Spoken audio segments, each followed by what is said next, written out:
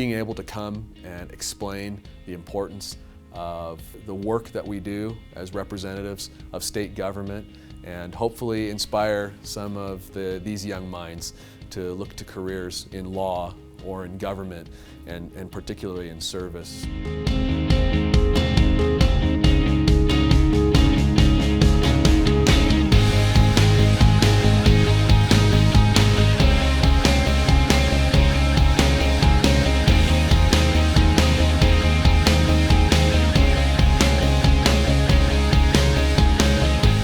In this instance, you get a group of people, about 250 very high-quality young men that will get hands-on experience in understanding what the legislative and executive responsibilities of various elected officials are. And that's important because you can't influence politics if you don't understand how it works.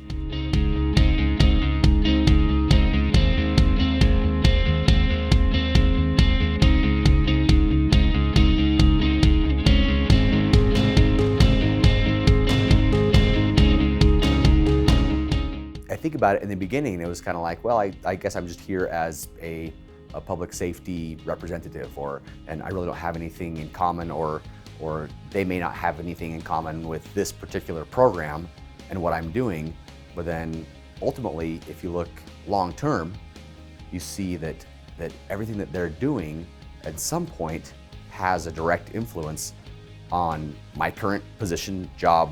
These are people who are potentially city, county, state leaders in politics, and the things and the experiences that they have here can certainly be directly impact future decisions they make. And so I think positive experiences here certainly have positive impact later.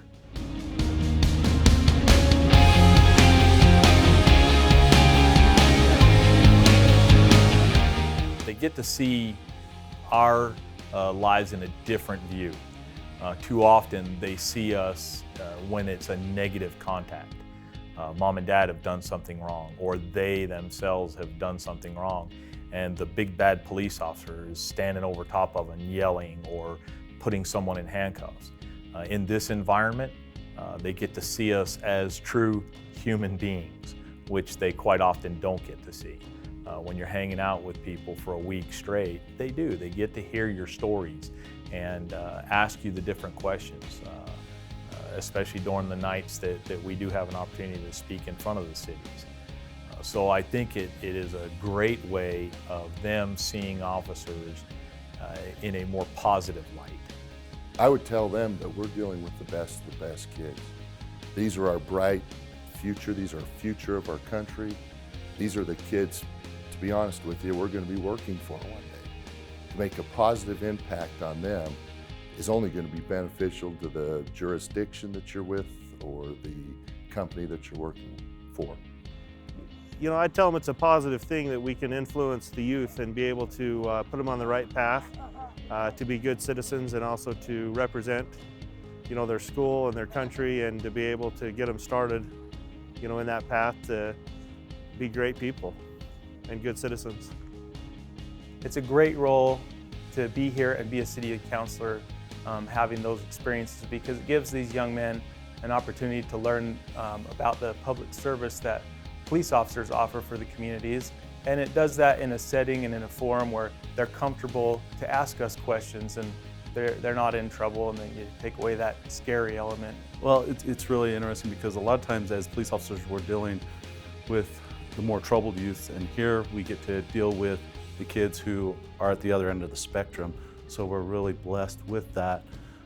These are going to be our future leaders, and that who will be making laws and who will be working within the government. Today we had a young man that used to be our governor here 1 year, and on the way up here he stated that all the counselors that came here helped him, encouraged him to achieve his goals, which was number one, to go to BYU, number two was to work for Walt Disney, and he's accomplished that.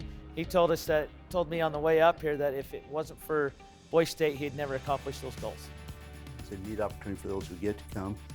The intermingling they get to do with the the public safety people that come and assist, the American Legion folks that are here, the veterans, hear their stories, hear what they've done, what they've been through. and the ones that weren't able to be here. I think it's a good opportunity for these kids to have a one-on-one, first-hand account and visit with these folks that are often forgotten about. We partner with several police departments and firefighting units across the state. And we also partner with several sitting elected and appointed officials at each level of government who come in and share their daily experience with our students, so the students have a real grasp of what goes on day to day in each level of government. But we need a future generation to continue to build on what's happening right now. And that's what they can do. They're intelligent, they're bright, the future's out there for them, but we need them to stay engaged and we need them to give back.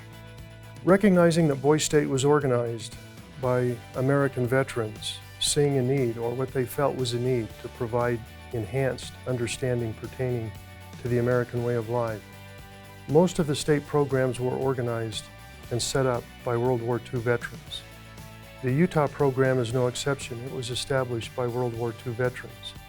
Most of those veterans that were involved with Boise State have now passed away. Such veterans as George Wallen, a Medal of Honor recipient. Such veterans as Lamar Buckner, who was an original signer or charter of the Boise State program here.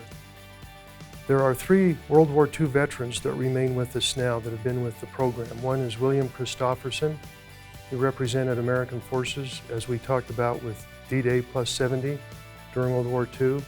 Casey Kunimura, who served with the famed Japanese-American fighting unit, the 442, who gave us their motto, "Go for Broke." And Sarge Darrell Loveland, who served with the United States Marine Corps.